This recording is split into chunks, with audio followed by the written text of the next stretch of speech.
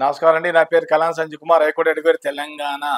ఈరోజు నేను చెప్పే అంశం ఏంటంటే వన్ నేషన్ వన్ ఎలక్షన్, ఒకే దేశం ఒకటే ఎలక్షన్స్, ఎన్నికలు. ఇది మన మాజీ రాష్ట్రపతి రామ్నాథ్ కోవింద్ గారు ఒక కమిటీ, ఆయన ఆధ్వర్యంలో అమిత్ షా గారు కొంతమంది పెద్దలు కలిపి ఒక కమిటీ లాగా ఏర్పరిచి ఒక పుస్తకం లాగా రాశారు. ఆ పుస్తకంలో ఓవరాల్గా 8 వాల్యూమ్స్ ఉన్నాయి. 8 వాల్యూమ్స్లో మొత్తం టోటల్గా 18,000 పేజెస్ ఉన్నాయి. 18,000 పేజెస్. దాంట్లో మొత్తం 1962 నుంచి 52 నుంచి ఇప్పటివరకు స్టోరీ అంతా దాంట్లో రాశారు. వాళ్ళు రాసిన దాంట్లో ఏమంటారంటే, ఇప్పుడు మనం ఎలా చేసి కంపేర్, మనం వేరే దేశాల్లో ఉదాహరణకి స్వీడన్, ఇండోనేషియా, కొన్ని దేశాల్లో వాళ్ళు ఇలాగే అమలు చేశారు, వన్ నేషన్ వన్ ఎలక్షన్. అది మనం కూడా ప్రయత్నాలు మొదలుపెట్టాం.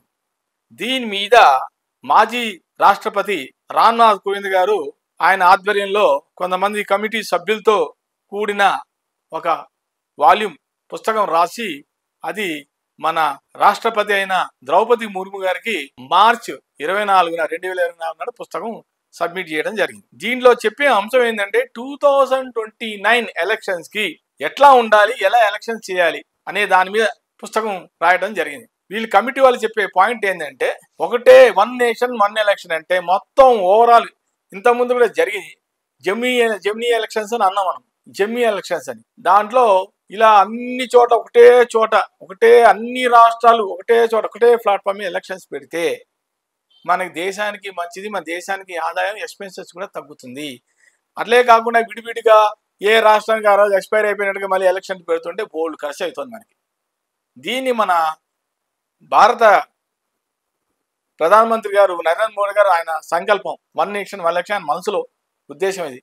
మన రాష్ట్రానికి, మన దేశానికి, రాష్ట్రానికి కాదు దేశానికే ఇది పెడితే, ఈ ఎలక్షన్స్ పెడితే, వన్ నేషన్ వన్ ఎలక్షన్ పెడితే ఆదాయం, ఎక్స్పెన్సెస్ తగ్గుతుంది, ఖర్చు తగ్గుతుంది. కాబట్టి దాంతోపాటే ఒకటేసారి ఎలక్షన్స్ అన్ని రాష్ట్రాల్లో పెట్టేస్తే ఒకటేసారి వన్స్ ఎ టైం, అప్పుడు డబ్బులు కూడా సేవ్ అవుతున్న ఉద్దేశంతో వీళ్ళు మన మాజీ రాష్ట్రపతి రామ్నాథ్ కోవింద్ గారు ఒక కమిటీ లాగా ఏర్పరిచి పుస్తకం రాయటం జరిగింది. దాంట్లో 8 వాల్యూమ్స్లో అంతా క్లియర్ కట్గా రాశారు. 18,000 పేజెస్ పుస్తకం, అది గ్రంథం. 1952 నుంచి మొత్తం దాంట్లో అన్ని పాయింట్స్ అన్ని తీసుకొని రాశారు. వాళ్ళు చెప్పే పాయింట్ ఏంటంటే, ఒకటే ఎలక్షన్స్ ఉండాలి, మన దేశం వన్ నేషన్ వన్ ఎలక్షన్ అంటే ఒకే దేశం ఒకటే ఎలక్షన్స్, ఒకటే ఎన్నిక, ఒకటే దేశం ఒకటే ఎన్నిక, వన్ ఎలక్షన్ వన్ ఎలక్షన్ అనే వాళ్ళ క్యాప్షన్. దీని ప్రకారంగా మనం 2029 నాటికి ఇప్పటి నుంచే ఎక్సర్సైజ్ చేస్తే ఆ రోజుకి ఎలక్షన్ టైంకి మొత్తం దేశమంతా ఈ రకంగా ఎలక్షన్స్, అన్ని రాష్ట్రాలు మొత్తం all over India, all states at a time ఒకటేసారి ఎలక్షన్స్ కండక్ట్ చేస్తే రిజల్ట్స్, ఫలితాలు ఎలాగ వస్తాయి. అప్పుడు దాంతోపాటే ఖర్చు కూడా మిగులుతుంది, ఆదాయం అవుతుందనే ఉద్దేశం. అందుకని దీనివల్ల ఎకానమీ కూడా బాగుంటుంది. అంతే తప్ప ప్రతిసారి ఇప్పుడు తెలంగాణలో ఇప్పుడు ఎలక్షన్ అయితే మళ్ళీ 28 మళ్ళీ ఎలక్షన్స్ ఉంటాయి, మళ్ళీ 1 ఇయర్ ముందర అయితే గ్యాప్ అయిపోతుంది, మళ్ళీ దాని ఖర్చు, దీనికి సపరేట్గా తెలంగాణ ఎలక్షన్స్ పెట్టాల్సి వస్తుంది. ఇలా కాకుండా ఒకటే పద్ధతిలో పోతే ఖర్చు, డబ్బులు, ఎక్స్పెన్సివ్ కూడా తగ్గుతుంది, అన్ని రకాలుగా అనవసర శ్రమ, ఖర్చు అన్నీ ఆల్ ఓవర్ మొత్తం అని ఉద్దేశంతోనే ఈ బుక్ రాయడం జరిగింది.